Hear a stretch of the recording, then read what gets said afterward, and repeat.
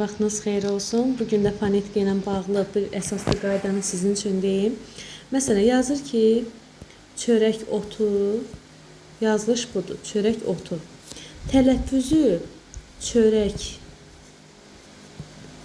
otu yoxsa çörək otu olmalıdır. Çörək otu. Baxın, əgər k-dan sonra samitlə başlayan söz və şəkilçi gəlsə, üstüşdürüb rahatlıqla yaza bilərsiniz. O ki qaldı, k-dan sonra saitlə başlayan söz gələr, şəkilçi gələr. O halda k-nı aydınlıqla y yaza bilərsiniz. Burada hal-hazırda düzgün tələffüz çörək otu şəklindədir. Bu əsasən q səslində də özünü göstərir. Məsələn, deyirəm ki, balıq, deyirəm ki, balıq plus balığın. Bunu deyilişdə balığın yaza bilərsiniz. Balığın. Amma desəz ki, məsələn, balıq qulağı. Burada artıq q-ya keçməyəcək. Balıq qulağı şəklində. Bir də bir şey qeyd edeyim. Məsələn, deyir ki, hansı sözün deyiliş və yazılış arasında fərq var. Məsələn, yazır r, ə, q-sı, rəqs, bir də yazır qələm sözü. Məsələn, biz r-nı rəqs sözündə q-la yazıb k-la tələffüz eləyiriksə bunu, deməli bunun deyiliş və yazılışı arasında fərq var. Məsələn, qələm sözündə isə heç bir deyiliş yazılış fərqi yoxdur. Yəni q necə varsa elə deyilir. Digər samitlərdə öz növbəsində.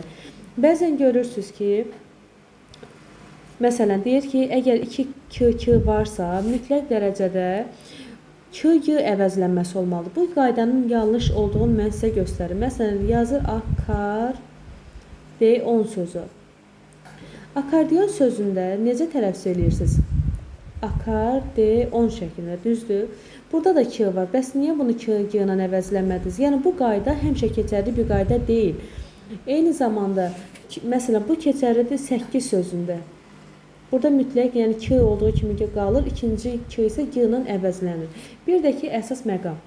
B, C, D, G samitlərindən sonra söz saitlə başlayarsa, heç bir dəyişim olmayacaq. Və hətta ki, saitlə başlayan söz gəlirsə, şəkilçi gəlirsə, dəyişim olmur. Amma samitlə başlayan şəkilçi gələndə, söz gələndə deyirlər ki, bunlar mütləq öz qarşılığına keçməlidir. Əsla, yəni elə olmur. Bəzən deyirlər ki, əgər bu sözlərdən sonra heç bir sait, samit gəlməsin, yenə də bunlar kar qarşılığına keçir, yanlış. Məsələn, sizə yazıram qab sözü. Bunu elə qab demirsiniz ki, bu feil olacaq artıq, yanlışdır. Elə qab olduğu kimi deyəcəksiniz. Yəni, bu qaydalar həmişə keçərli deyil. Eyni zamanda ağac dələn sözü. Ağac dələn. Ağac dələn sözündə görürsünüz, ağac dələn demirsiniz ki, yəni normalda qaydalarla geçsək, c, ç-ya keçməlidir. Ağac dələn demirsiniz. Ağac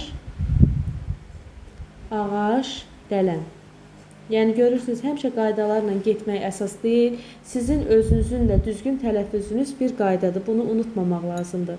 Oldu, sağ olun. Bu kimi izahlar istəyirsinizsə çox olsun. Bizi motivasiya eləyin, yorumlarda qeyd eləyin.